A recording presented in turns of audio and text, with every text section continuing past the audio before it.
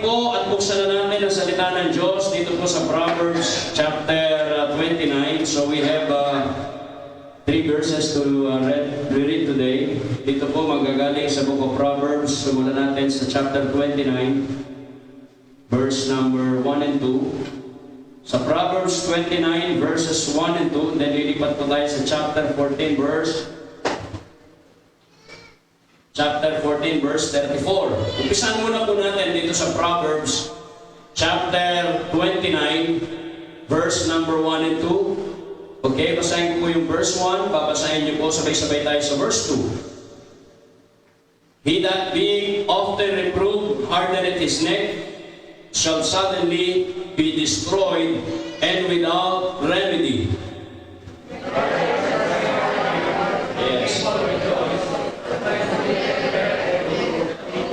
Amen. Dito po sa chapter 14 ng Proverbs, verse number 34. Chapter 14, verse 34. Sabay-sabay po natin basahin. Kung kayo po'y nandiyan dyan na, magsabi ng Amen. O, yan po ang verse 34. Ating basahin na sabay-sabay. Begin. Righteousness exalt a nation, but sin is the reproach to any people. Ating pong ulitin ang verse 34. Righteousness exalted a nation, but sin is a reproach to any people. Tayo po ay manalangin, dakilang Diyos, napakabuti niyo po sa amin. Salamat ngayon pong oras na ito na kami ay tinipon po ninyo upang magkaisa. Purihin at pasalamatan po kay Lord. At ibigay po namin ang oras po namin sa inyo.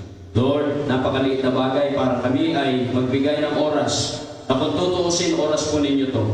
At hindi rin po lalo sigit kalabisan ang maglingkod at magbigay po ng papuri at ng aming mga tenga sa inyong pakikinig na inyong mga salita. Muli inilit ko po na magpagpatawad po kayo sa makasalanan. Bless you po ang iyong lingkod at yung mga anak na makikinig na inyong mga salita. Salamat sa provision niyo po sa aming buhay. Lahat pong itidalangin namin, nihiling po namin sa pangalan ni Jesus. Amen. Okay. Maraming salamat po. Makakaupo na po kayo. Good morning po. Kasama natin si Kagawad Papustan. Amen. At saka kasama na natin si Secretary Buwan. So welcome po sa ating pong pananambahan ngayong umaga. Of course, this is so special because it's not only the Lord's Day, but we really wanted to recognize our officials, barangay officials. Sabi ko po sa kanila, baka hindi nyo kilala yung ating mga opisyal. Baka pati kapitan hindi nyo kilala, nakakahiya naman po. No? At least, if they would be coming, especially our... Darating po ba si Kap? Kakarating pa po ba? Hindi na po. Okay. So, at least, alam nyo, kilala nyo ng ating kapitan, ng ating mga kagawad. But we really thank the Lord na at least ito pong mga kasama po natin sa barangay, nagpaunlak sa ating pong paanyaya. Ngayon po, sa banal na kasulatan, nais ko pong bigyan natin ng diin itong sinasabi ni Solomon bilang isang matalinong hari at bilang isang lingkod din ng Panginoon. Sinasabi po rito sa Proverbs chapter 29 verse 2, particularly sa verse 2, when the righteous are in authority, the people rejoice. Yan, sabi niya, kung ang ating mga namumuno sa ating bayan ay mga matutuwid, sabi niya, ang mga tao ay magiging masaya. So biruin niyo, ang Diyos po ay sinasabi niya sa kanyang kapahayagan na kung ang ating pong mga namumuno ay mga matutuwid, magsasaya ang bayan po natin. Nagtalaga po ang Diyos ng mga leader sa bawat institusyon. Sa bawat institusyon na kanyang tinayo. According to Romans chapter 13, ang Diyos nagtalaga siya ng mga leader. Okay? Hindi para i-terrorize po tayo, kundi para sila po'y mamuno sa katahimikan at kapayapaan ng ating komunidad. Kaya ang Diyos hindi katakataka, sa tahanan nagtalaga siya ng leader. Nandiyan si tatay, nandiyan din si nanay. Amen? At sa ating pong simbahan, nagtalaga din ang Diyos ng leader. Kagaya ng pastor, kagaya po ng inyong lingkod, nagtalaga ang Diyos ng leader para tayo po ay pangunahan, gabayan tayo patungo doon sa mabuting buhay at buhay na nais ng Diyos. At hindi lamang po yan sa tahanan, maging sa simbahan, maging po sa ating gobyerno, ang Diyos din ay nagtalaga ng ating mga leader. Sinasabi po sa Romans chapter 13 na ang Diyos nagtalaga siya ng mga leader sa ating gobyerno mula sa ating Pangulo hanggang sa pinakababa. Bakit po? Sapagkat, alam nyo, ang Diyos po ay hindi pwedeng mamuna siya lamang sa kanyang sarili, kundi mangunguna ang Diyos sa atin sa magitan ng bawat leader. Hindi mo pwede ang Diyos pangunahan tayo directly, bagkus ang Diyos naglagay po siya ng mga leader para sila po ang mga physical representation ng Panginoon. Kaya nga may tatay sa tahanan, may magulang sa tahanan, may pastor sa simbahan, may leader sa gobyerno, upang maging payapa ang bayan po natin. Subalit ang katanungan po lagi, meron po ba tayong mga matutuwid na leader? Yan po ang hangad namin na po, lalong-lalo na sa atin pong mga bisita, sa atin pong mga nanunungkulan. Ang mga nanunungkulan natin ay talagang maging matuwid sa harapan ng Diyos, hindi lamang po sa harapan ng tao, maging higit sa lahat sa harapan po ng Panginoon.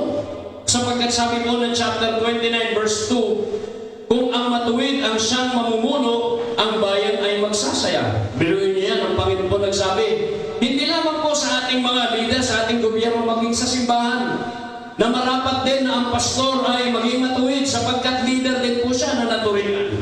Maging din po ang ating pong mga sa tahanan, ang mga magulang kinakailangan sila rin po'y matuwid. Bakit? Sapagkat sila po'y tinalaga ng Diyos. Okay? Yung tatay kailangan maging matuwid din. Kinakailangan maging maayos din ang kanyang panunungkulan sa tahanan, sa pamilya, sapagkat siya ang nilagay ng Diyos. So nakikita niyo po ang Diyos, ang anong programa niya, kung anong sistema niya, hindi po siya basta naglalagay ng leader. Ang sabi ng Bible, ang Diyos naglalagay siya ng leader, nagtatanggal din siya ng leader. Di po ba? Kaya kung minsan may mga leader na nagtatapos ang kanilang termino, may mga leader naman na nailalagay. Subalit, ang Diyos po ang naglalagay. Lagi po nating tandaan, ang Diyos po ang naglalagay, natural gagamitin niya yung tao. Sa magitan ng ating mga boto, no po. Ngayon, sinasabi po natin na kung ang mga leader po natin ay matuwid, natural, magiging masaya. Sino ba naman hindi maging masaya? Makakakita tayo ng mga leader na matuwid. Tama po ba? Di ba nakakatuwa? Makita ka ng kapitan, matuwid. Makita ka ng kapitan ng mga konsyal natin na matuwid. Namumuno sa katuwiran at namumuno sa tama, lalo pat ikinoconsider ang Diyos lagi sa buhay. Ayan po.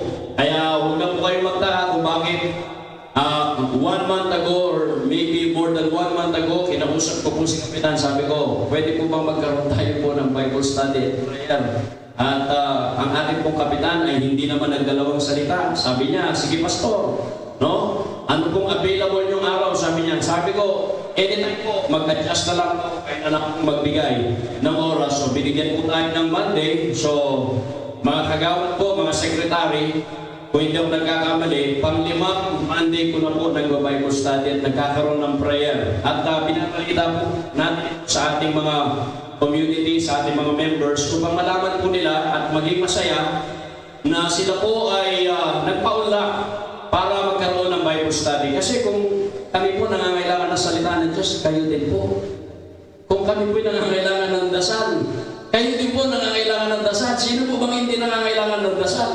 At tunayan ngayon, kumatok ka sa bawat bahay, tumawag ka sa bawat telepono, at sabihin mo, pag-pray mo sila, talagang okay na okay sa kanila. Welcome na welcome. You know why? Because in this coronavirus, in this pandemic time, we cannot do anything but just to pray.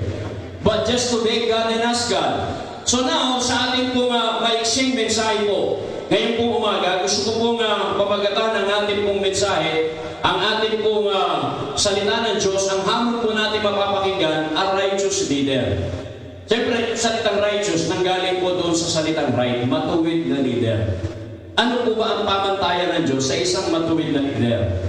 Ano po ba ang mga qualities na hinahanap ng Diyos sa isang matuwid na leader? Hindi lamang sa ating gobyerno, maging sa simbahan, maging sa tahanan, kasi leader din po tayo. Kung kayo po'y sa bahay, wala na kayong mga magulang, at least yung kuya, yung leader. Di ba? Kung kayo may mga lolo't lola sa inyong tahanan, sila yung natuturoy ng leader. So may leader pa rin. Wala pong asosasyon na walang leader, laging meron. At ano po ang inaasahan ng Diyos sa ating mga leader? Unang-una po, sabi niya, godly leaders produces exceeding joy. Ayan. Ang mga matuwid na leaders, sila po ang nagpuproduce ng kagalakan. Nakalagay dito sa verse 2, when the righteous are in authority, the people rejoice. Yan po, Bible po nagsabi niyan. Nasabi niya, pagka ang mga matutuwid na leader, ang sila ang namumuno, pag yung mga leader ay godly, righteous, sabi niya, magiging masaya ang bayan. Magiging masaya ang bayan. Kaya makikita niyo ang isang komunidad, ang isang simbahan, ang isang pamilya, na pagka ang mga leader dyan na tinalaga ay sila po ay matuwid, sila ay may takot sa Diyos, sinasalang-alang nila ang Biblia, lagi nilang nagdarasal, lagi nilang kinakausap ang Diyos, lagi nilang inilalagay ang Panginoon sa buhay nila. Ang bayan na kanilang sinasakupan, ito man ay sa pamilya, ito man ay sa gobyerno, ito man ay sa simbahan, siya po ay nagiging masaya. Nagiging masaya ang bayan po natin dahil meron tayong matuwid na leader na namumuno po sa atin. Yan po ang nais ng Diyos. Kaya sabi niya, nakakasaya po o nakakapagbigay ng saya po sa atin at nakakapagbigay ng tuwa, nakasalalay po ang saya at tuwa ng ating bayan, ng ating pamilya at ng ating simbahan sa mga leader natin na namumuhay ng matuwid. Kaya salamat sa Diyos, may leader po tayo. At sana ang dasal po namin sa bawat isa ay maging matuwid po tayo sa harapan ng Diyos. Para lang ating community ay lalo maging masaya. Kung barangay natin, gusto natin maging masaya. Ayaw natin ng mga away, ayaw natin ng inggit, gusto natin nagkakaisa, di po ba? Gusto natin nagmamahalan. Regardless of our religion, regardless of our denomination, importante sa lahat, nagkakasundo tayo para may sulong ang kapakanan ng bawat mamamayan, higit po sa lahat, mailagay ang Diyos sa bawat pamilya. Sapagkat yan po ang isang leader, pinangungunahan tayo sa pagiging maka-Diyos. Now, saya upang maging masigla ang gobyerno. Ang saya po niyan ay magdudulot ng sigla sa gobyerno po natin. Now, ang isang matuwid na leader, laging tumitingin sa Panginoon. Ang isang matuwid na leader, bilang pastor, hindi po ako dapat nakatingin sa tao, dahil kung minsan sa tao madidiscourage ka, madidismaya ka, kaya sabi ng Bible, tumingin tayo sa Panginoon. Kahit po yung mga leader natin, may mga pagkakataon, pag tumingin ka sa kapwa mo leader, madidiscourage ka. Madidismaya ka, madidisappoint ka. Ba't gano'n naman si sir? Ba't gano'n naman si ma'am? Kasi tao po yan, nagkakamali. Sino po bang hindi? Kuminsan ako, liniwala at lagi nating i-honor at i-acknowledge ang Diyos sa buhay po natin. Sapagkat wala pong pwedeng makatulong sa atin, lalo-lalo na itong kalagitnaan ng pandemya, maliban sa Diyos, na siya lamang po ang solusyon ng lahat ng problema. Minsan may mga problema walang solusyon. Kagaya po dito, mababaksin na tayo pero parang hindi natatapos. Diba? Mababaksin ka na pero hindi ka pa sigurado na kung ikaw ay ligtas na. Nasa Diyos po lahat eh. Amen? Kung kahit na hindi ka ma-COVID, pwede kang mamatay sa hindi COVID eh. Diba? Kaya nasa Diyos, kaya tayo po mga leader, tumingin tayo sa Diyos, magtiwala tayo, dumepende tayo, humingi tayo ng direction sa Panginoon, sapagkat ang matuwid na leader nakatingin at nagtitiwala sa Panginoon. Ang matuwid na leader, sabi niya, hindi lang tumitingin sa Diyos, tumitingin siya sa kapakanan ng nakakarami. Bilang leader ko ng simbahan, kinakailangan tignan ko ang kapakanan ng bawat isa. Tignan ko ang kabutihan ng bawat isa sa mga nasasakupan ko. Bilang tatay din, kinakailangan tignan ko ang kapakanan ng aking pamilya. Unang-una sa lahat, bago yung ibang tao, di po ba? Sapagkat iyon ang pamilya na binigay ng Diyos sa iyo, at yun ang aking responsibilidad na kailangan kong bigyan ng pansin, na kailangan kong pagtuunan ng panahon. Bakit po? Sapagkat obligasyon ko bilang magulang, bilang tatay, na ibigay ang kapakanan ng aking pamilya. Ganun din po ang bawat leader. So tayo po ay tumingin sa kapakanan ng bayan po natin, tumingin sa kapakanan ng mga tao na sa kapuban po natin. Saan man, at tayo man po ay kinalaga ng Diyos amang parte. Importante po na tayo ay tumitingin sa kapakanan ng nakakarami. Huwag po sa kapakanan lang ng sarili natin, kundi higit sa lahat, sa kapakanan po ng iba. Huwag tayo maging makasarili kasi pangit po yung tao naging makasarili, di ba? Oo, pangit po na yung tao nakatingin siya sa kanyang laging pangangailangan. Hayaan mo sila, basta importante yung pangangailangan mo na napupunan. Sabi ng Bible, tignan muna natin ang kapakanan nakakarami ng ating mga nasasakupan. At pagkatapos nito, yung taong mga pinagmalasakitan natin, ibabalik din po sa atin. Alam niyo, pagmahal po natin ng mga tao, at alam nila yung ating purpose kung bakit tayo tinalaga bilang leader, ibabalik din naman sa atin ang mga tao yan. Kasi hindi naman po bulag ang mga tao, hindi rin naman bato para hindi makaramdam ng pagmamahal. Amen po ba? O kahit sa pamilya pag ang tatay pinakita niya yung pagmamahal sa anak, yung anak na yan, paglaki niya, sigurado ibabalik niya lahat sa magulang kung minsan higit pa. Dito na papasok yung anak na ibibigay niya, yung luho ng tatay, yung luho ng nanay, hindi po masama yun. Sapagkat pinapakita lamang ng isang anak yung kanyang utang na loob o yung pagbabayad ng kanyang utang na loob sa kanyang mga magulang. Dahil sa kanyang pagpapalaki sa kanya, sa pag-aaruga at pagmamahal. Okay? Kaya sabi niya, a righteous leader looks for the welfare of others. A righteous leader, sabi niya, looks for the advice of the true leaders around him. Ano nyo, mayroon po nakasulat dito sa Proverbs chapter 11. Tingnan po natin bago tayo tumungo sa pangalawa. 3 bagay lang po ito. At nandito na po tayo sa una. Basahin ko lang po ang chapter 11 verse 14. Ang sabi niya, where no counsel is, the people fall. But in the multitude of counselors, there is safety. Pag dumadami ang mga konsyal, pag dumadami ang ating tagapayo, pag dumadami ang taga-advise, lalong nagiging tahimik at lalong nagiging safe yung ating bayan. Subalit, tayo po mga leader na tinawag, kailangan meron din po tayong mga naglilid sa atin. Kaya po, binubuksan ko ang aking sarili sa ating mga leader na kung ano man po ang pwede namin maitulong, maipayo, maigabay po sa inyo, maitulong sa abot ng aming makakaya, nandito po kami. Lalo na po ako bilang pastor.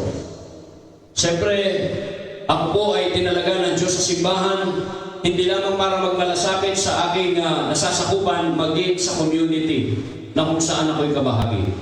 Na kung saan ako'y isang citizen.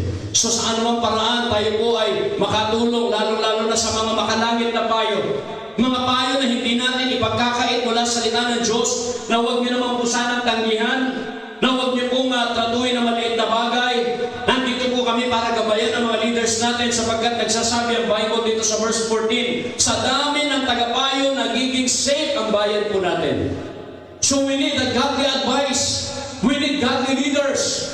We need leaders who will listen to our leaders also. Kailangan natin ng mga leaders na makikinig din sa kapwa leaders. Yung mga leaders na pwedeng magbigay sa kanila ng mga payo na pwedeng ikaginhawa ng ating community. Meron po tayong mga hindi nakikita na nakikita ng leader natin. Meron po tayong mga hindi napapansin na napapansin ng mga nakakataas sa atin. So kung bubuksan lang natin ang ating tenga at isipan, maaaring maiisip nyo, kailangan din natin ang mga spiritual advisor. Kailangan din natin ang mga spiritual leader upang payuhan tayo kung ano makakabuti. Kasi mapapansin nyo po ngayon, ang society po natin, ungodly society. Diba? Wala nang values sa pamilya, sa eskwelahan, maging sa simbahan, wala nang values. Pati yung mga matandang mga uri ng kultura na ating pong ipinamulat sa ating mga anak, sa ating mga apo, yan ay unti-unting nawawala na. Di po ba? Salitang pola lang at opo, ang hirap din kasi ngayon ng mga bata. Diba? Bukod, alam niyo po yan, dadaan lang yung bata sa dalawang matandang nagkukwentuhan. Sigurado pagkatapos ng kwentuhan na yan, maghanda ka at nakahanda na yung pamalo. Di po ba? Talagang pagkadadaan yung mga bata noon, nakaganon. Talagang yuyuko pa. At kung minsan hindi dadaan sa gitna, doon lang sa side at dadaan siya na dahan-dahan lang, hindi pa siya masyadong walang garapalan noon. No? Pero ngayon, pagka nagkukwentuhan kayo, dadaan pa siya sa gitna. Nakaganon pa siya. Tapos bigla, papalad pa siya, na yung bili ng milk tea. Pag hindi mo pa binigyan yan, magbubusit pa yan sa harapan ng bisita mo. O, di po ba? Kaya wala nang, hindi ko po linalahat pero karamihan, wala nang asal na yan sa mga bata. Kung may asal man, asal aso, asal baboy. Kaya tayo po ang mga leader na kinakailangan na mamumuno, ibalik natin yung kung ano ang nasimulan ng ating Di po ba? Kasi tayo po ang pwede magpakita ng ganitong uri ng buhay sa kanila at magiging masaya ang tahanan, magiging masaya ang bayan, pati ang simbahan kung meron tayong leader ng hangad niya ay maging matuwid sa harapan ng Diyos. Godly leaders produces exceeding joy. Pangalawa po, godly leaders produces good example. Not only they produce exceeding joy, bountiful joy, but also godly leaders produces good example. Alam nyo, ako po, sigurado ako sa ating mga leader, gusto nila ng bayan natin maging masigla, maging masaya. Ayaw nyo po nakikita, may mga nag-aaway pag bahay. Kung po pwede lang nakagawad, wala nang pumupunta ron, tapos pupunta yung kapitbahay. Sir, may problema po sa aking kapitbahay. Ano yun? Mrs., yung pong kaldero ko, dinakaw niya kagabi. Pero pati kaldero, dadalhin doon. Napapagod po yung mga leader natin. At totoo po yan, pupunta nyo ng barangay, iba-ibang problema. Minsan ninakaw yung kaldero, minsan naman ninakaw yung kawali, minsan ninakaw yung asawa. Minsan diniram. Hindi naman ninakaw, pastor, hiniram lang po yung asawa, ibabalik din naman. Oh, grabe, no? Kadami lang problema. Problema sa pamilya, problema sa sarili, problema sa gobyerno. Araw-araw meron yan. Pero kung salita ng Diyos ay mailalagay, kahit paano, ito ay magkakaroon ng impact sa buhay ng bawat pamilya. Kaya napakaganda po ng gobyerno natin, napapamunuan ng mga leaders na isinasalang-alang ang Diyos at ang salita ng Diyos at ang panalangin sa buhay. Kung ito po ang ma-embed natin sa bawat family ng bawat lugar ng ating pong bawat community, o di yung ating pong etong barangay, lalong magiging masaya. Diba? Wala nang pumupunta. Kagawad, wala nang pumupunta doon sa barangay na siya ay hiniraman siya ng kaldero, hindi sinole, hiniraman siya ng pera, hiniraman siya pati suklay, pati asawa, wala nang ganun. Sapagkat mismo sila natuto kung paano mabuhay ng tama ayon sa mga itinuro po sa kanila. Godly leaders produces good example. Pagkatapos po natin, sila na po mamumuno. Ito po mga young people natin, sila na yung kasunod. Yung mga nakikita nating bata, yung mga nandito po sa aming Sunday School ngayon, tinuturuan ng isang teacher, sila na po ang susunod na example. Sila na po ang susunod na leader. Kaya sabi ni Apostol Pablo kay Timothy, ating pong tignan yung 2 Timothy chapter 2 verse 2. 2 Timothy 2 verse 2, and the things that thou hast heard of me among many witnesses, the same commit thou to faithful men, who shall be able to teach others also. You see? Yung lahat ng aking natutunan, ipasa mo sa mga susunod. Ay tayo po, nag-iiwan tayo ng legacy. Nag-iiwan tayo ng tinatawag na example sa mga susunod. Whether we like it or not. Why? Because our position and prestige in this world will not remain forever. Bukas makalawa, hindi na tayo leader. Alam nyo, tayo po, tatay tayo ngayon, susunod. Lolo na tayo. Sino po yung mga lolo na rito? Ako lolo na, si brother, lolo na rin. Si brother, magiging lolo niya after how many years? Kayo po kagawad, lolo na rin po ba kayo? Kagawad ba, Pustan? Lolo na rin po, hindi pa ako. Salamat naman. Nauna pa ako naging lolo sa iyo. Mga lola, marami rito. Yan, yung mga nasa harap ko na, mga lola lahat yan. Oo. Sipin mo, pero tayo ng mga tatay, balang araw yung mga anak natin, magiging tatay din. Ang tanong, ito po yung tanong, paano natin sila gusto maging tatay? Tama? Yung bang, kung tayo yung mabuting tatay, gustuin ba natin sila mas mabuting tatay? Siyempre.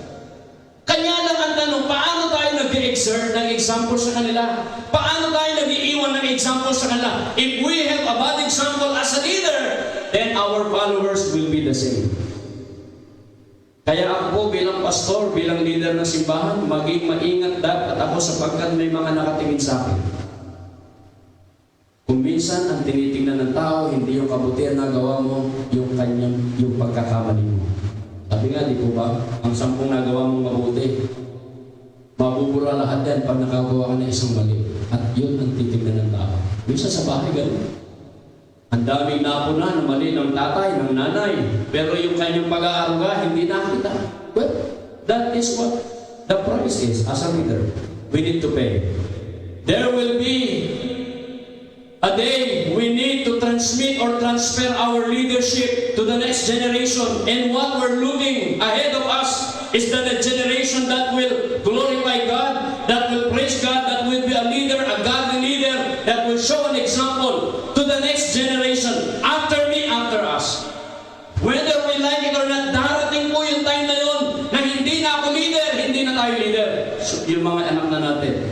yung mga susunod na generation na natin magiging leader. Ito po ang mga dapat makita sa atin. We need to display a godly character. Kailangan tayong magpakita ng isang matuwid at banal na pag-uugali. Kasi kung anong nakikita ng bata sa matanda, yan din ang gagawin niya. Kahit po yan ay mali. Akala niya tama. Di po ba yan ang nasa komersyal? Yung nakikita ng bata na mali na ginagawa ng matanda. Sa paningin niya, tama yun eh. Tama? O bakit si Lola ginagawa niya? Hindi ko rin okay lang. Tama? O bakit si tatay umiinom? Hindi ko okay lang umiinom. Ba't si tatay naninigarilyo? Do, okay lang naninigarilyo. Okay yun sa kanila. Bakit? Kasi okay kay tatay. Eh ba't si tatay may babae? O di okay lang pag babae. Ba't si nanay may lalaki? O di okay lang maglalaki. Kasi nakikita po yun eh. Dapat ang makita nila ay yung godly character. Eh ba't si nanay nagsisimba? Di dapat magsimba din ako. Eh ba't si nanay nagbabasa ng Bible? Eh di magbasa din ako ng Bible. Eh ba't si nanay di nagmumura? Di huwag din ako magmura. Yun ang makikita. Kung ano po ang asal na mayroon tayo, yan ang itinatanim natin sa kaisipan ng bata. So we need to be an example, especially in character. We need to display a godly character as a leader. We need to show a godly decision like Solomon. Si Solomon, maraming palpak sa kanyang paghahari, maraming palso sa mga desisyon niya. Alam niyo po, kung saan nagsimula na nawala ang kaharian kay Solomon, matalino man siya, nung siya po ay tinanggal na niya ang salita ng Diyos sa kanyang pangunguna.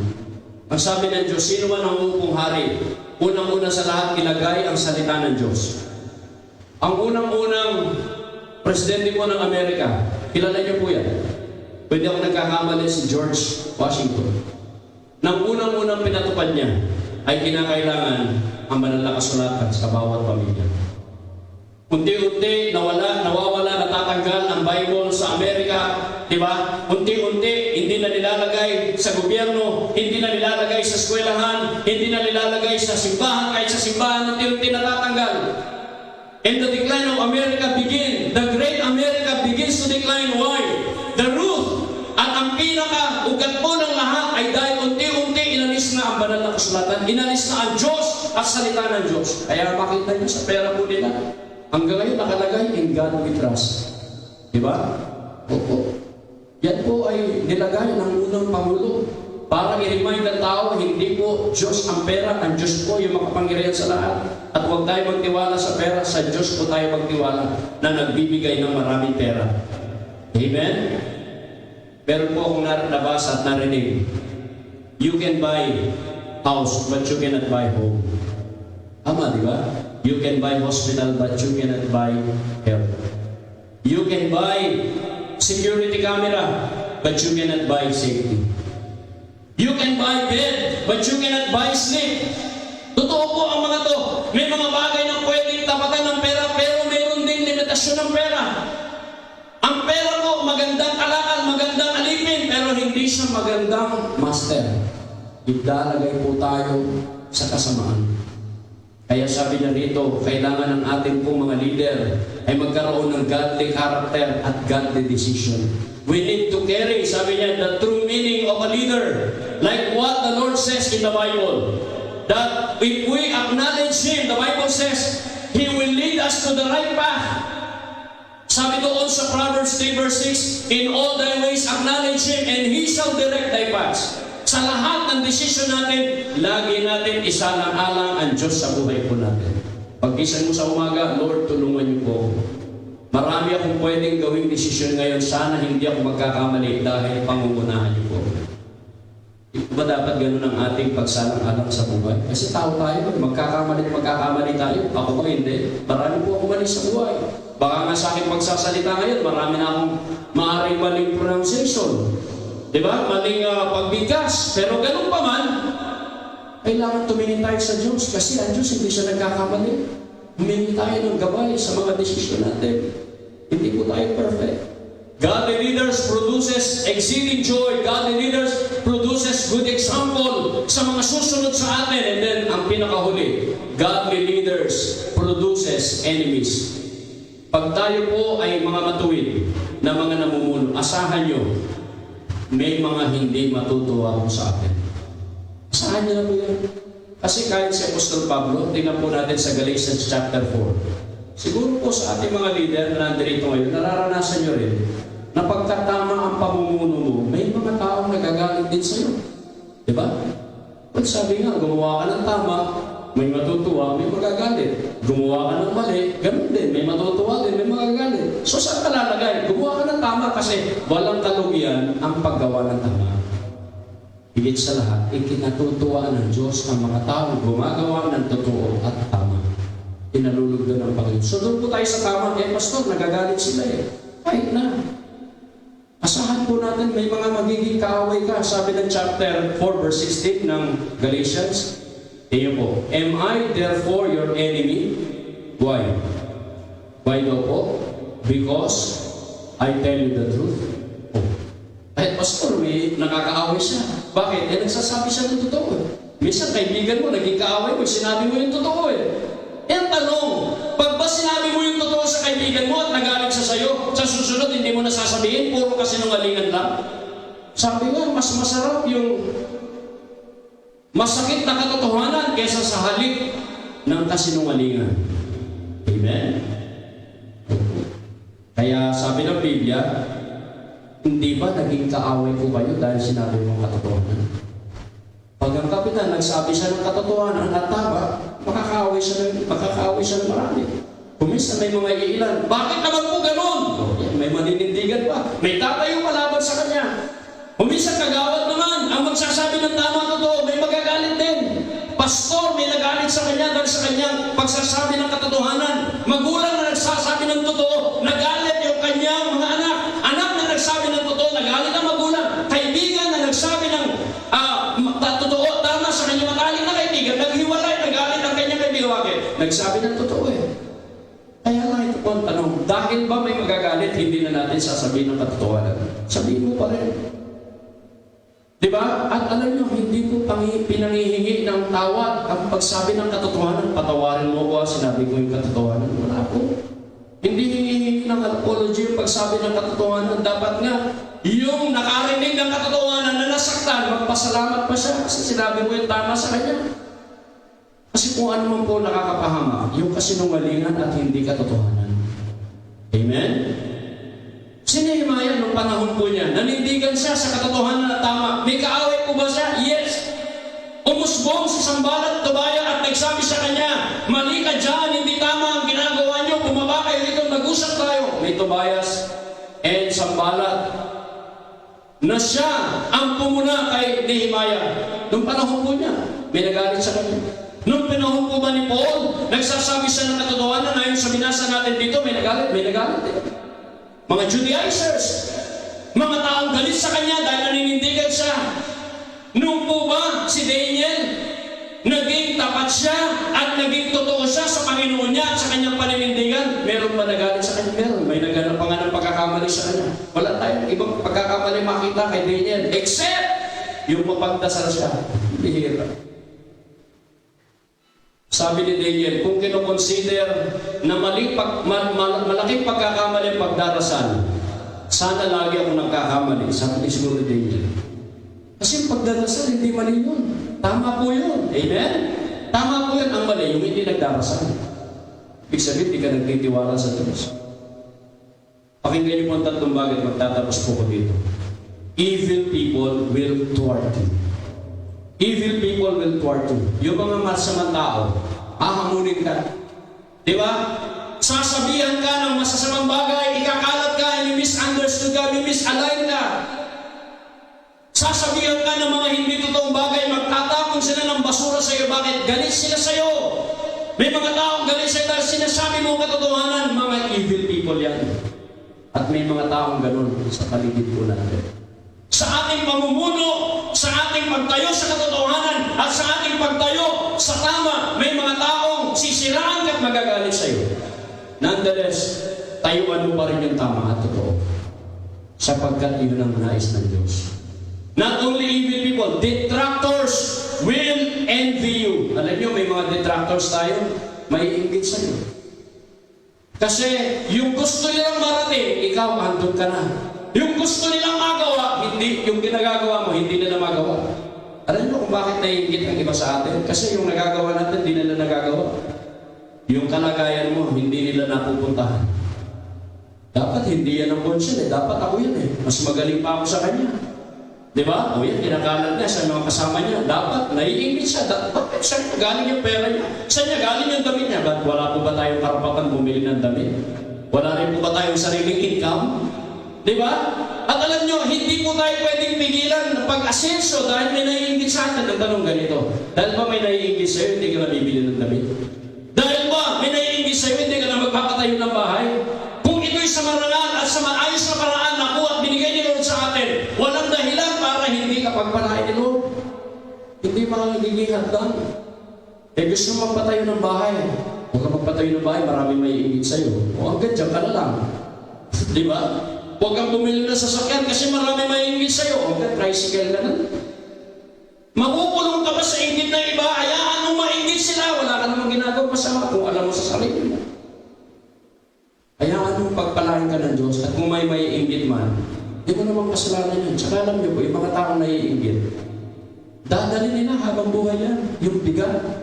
Biruin mo, kahit medyas lang ang pinili mo, kaya iinggitan pa. Galing lang sa tiyanggi yung medyas. Di naman kamahalan. Kasi yung naiingit, lagi kanyang tinitingnan. Masyado kang bida sa kanya, di ba? Ano kaya yung susuotin niya? Saan kaya sila kakain? Ano kaya ang ulam nila ngayon? Pero mo, masyado kang sikat sa kanya. Inaabangan ka kung ano susuotin mo. Naiingit yung tao. Pero hindi po tayo pwedeng makulong sa inggit ng marami. Kailangan tayong tumuloy. Kung may kailangan tayong tumawid, kinakailangan tayong umangat, kinakailangan tayong umasenso. Dahil tayo din naman ay may karapatan umasenso, may karapatan umangat. Evil people will thwart you, detractors will envy you, the devil will be against you all the time. Pag gumagawa po tayo ng tama at katotohanan, ang diablo, ngit-ngit na ngit at galit na mali, o tayo ng dumistansya. Alam na this, di ba? Opo. Pero kung nagagalit sila sa katotohanan na tamang buhay, tuloy lang tayo. Manindigan lang po tayo. Lahat ba ng gusto at pabor sa atin, mga kapatid, mga kaibigan po natin, ay gagawin natin? Hindi po lahat. Kung minsan tingnan natin unang-una sa lahat, ito ba'y kalooban ng Diyos? Ito ba'y nakakabuti sa ating bayan? Doon po tayo lagi sa tama at totoo. Sapagkat wala pong natatalo sa paggawa ng tama at totoo. Ang sabi po ng Bible, ang Diyos inihahayag niya at itinatakas niya hindi lang yung mababa, kundi yung mga taong nabubuhay sa tama at katotohanan. Dahil meron tayong salita ng Diyos na pwede natin pagbasihan. E pastor, may nagagalit po. Kahit na. Kung may magagalit man, hindi natin kasalanan. Kasalanan po nila. Subalit, huwag nating hayaan ang galit po nila, ang pagsasalita nila ay pumigil sa atin para isulong natin ang kabutihan at katotohanan sa bayan natin. Kundi ituloy po natin ang magandang hangarin. Alang-alang sa bayan natin. Alang-alang sa sinumpahan natin bilang sa tao. Maging sa harapan po ng Diyos. Tumayo po tayong lahat, tayo ay magdasal. Tayo po ay magdasal sandali. Alam niyo po, ang hangad po namin sa mga leader po namin ay maging maka-Diyos po. Kung bakit ang inyong pong lingkod ay humingi ng oras at kahit konting minuto lang sa ating leader, sa ating kapitan upang makatulong po kami sa paraan na alam namin na ang bayan po natin ay maging masigla, maging masaya. Sapagkat sabi niya doon sa Proverbs 29 verse 2, pag ang leader po ay matuwid, magiging masaya ang bayan po natin. Magiging masaya ang bayan po natin. Then meron pa pong isang verse sa Proverbs chapter 14. Basahin ko lang po bago tayo mag-pray. Verse 34. Proverbs chapter 14 verse 34. Nakalagay po dito sa banal na kasulatan sa Proverbs 14 verse 34. Sabi niya, righteousness exalted a nation, but sin is a reproach to any people. Ang katuwiran, inayaangat niya ang bayan, subalit ang kasalanan ay kasuklam-suklam sa tao. Ang kasalanan po, kasuklam-suklam sa tao. Ayaw ng tao ang kasalanan. Gusto niya kabutihan. Lalo niya yung taong matutuwid. Kaya ngayon po umaga, una po sa lahat sa aming pong mga leader po namin. Although nakarinig po na kayo ng salita ng Diyos mula sa ating mga Bible study sa barangay, pero alam niyo po, isa po sa pwedeng maging daan at tulay para tayo po'y maging matuwid, si Jesus lang po. Si Jesus lang na matuwid at tapat kailanman. Kung siya po ay tinanggap na natin sa puso natin bilang ating sarili na tagapagligtas, maraming salamat po. Kung hindi pa tanggapin niyo po, walang ibang daan patungo sa langit maliban sa Kanya.